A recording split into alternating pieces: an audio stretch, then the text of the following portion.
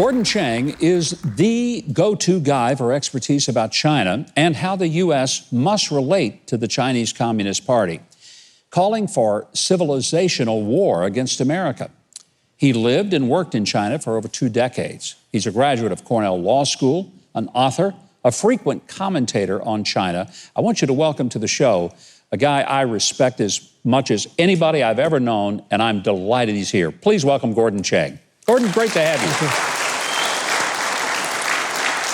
You have written extensively and lectured extensively about the relationship that we have with China and why it is the single most important relationship we have. Explain to our audience why this is a really big deal. It's a really big deal because the Communist Party has actually said that we are an enemy. In May of 2019, People's Daily, which is the most authoritative publication about China, declared a quote-unquote people's war on the U.S. And, you know, we have a president right now who doesn't understand the nature of that competition because this is existential. Those guys want to do us in.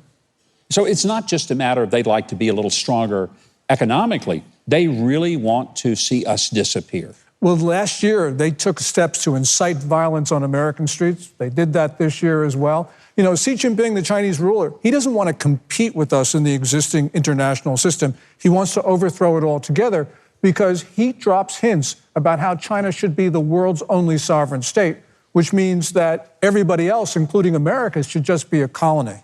Do you think the COVID virus originated in the labs of Wuhan rather than in the wet markets?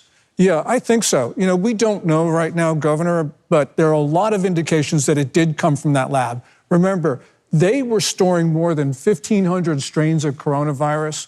They were engaged in these risky gain-of-function experiments. They weren't adhering to safety protocols, and the first known COVID case just arose just a few miles from the lab.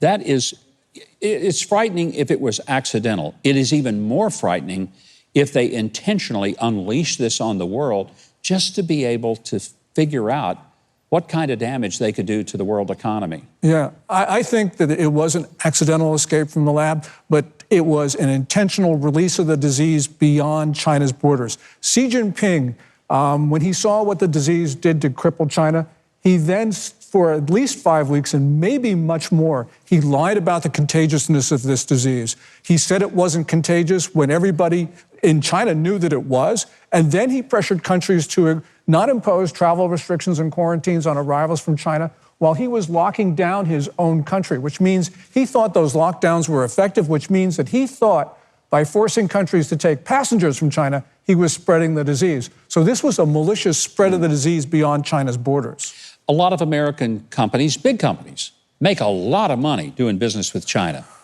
Look, I understand we live in a global economy and, you know, right. If you run a company, you want to make as much money as you can for the shareholders. But what are the inherent dangers when an American company manufactures in China or sells to China or is basically a partner with the Communist Chinese Party in business? Yeah, there's so many dangers. For one thing, you know, we have a lot of our manufacturing in China. They could shut it off. And actually, they threatened to shut off the supply of pharmaceuticals and active pharmaceutical ingredients in the early stages of the coronavirus epidemic. So this is not just a theoretical concern. A lot of the electronics that we take for granted, we use every day, they're actually manufactured there, the parts are.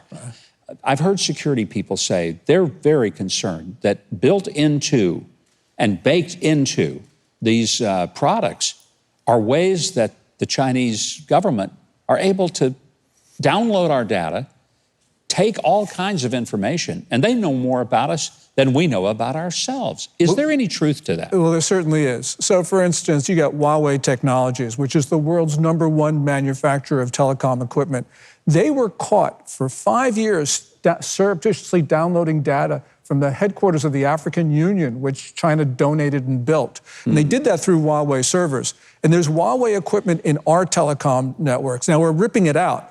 But, you know, China's been able to steal stuff from us as they steal from the rest of the world. There was a big sense in which President Trump pushed back pretty hard on China. He put trade sanctions on them. He just demanded that there be a cessation of the theft of intellectual property. What is the big difference between the way that he was approaching China and the way that President Biden is approaching China? You know, Biden, I'll just give you one example. May 1st, 2020, President Trump initiated an executive order which prohibited American electric companies and grid operators from buying equipment from China because it could be sabotaged. Well, within hours of taking the oath of office, Biden repealed that executive order. You know, there's no justification for doing that. There were so many giveaways in those initial executive orders to China, and Biden didn't get anything in return from the Chinese. So, you know, the Chinese are just laughing at us because he's just given everything away. Gordon, there's a reason that I love listening to you. When I watch you come on television, I turn everything else off and I say, watch this because it's going to be worth watching.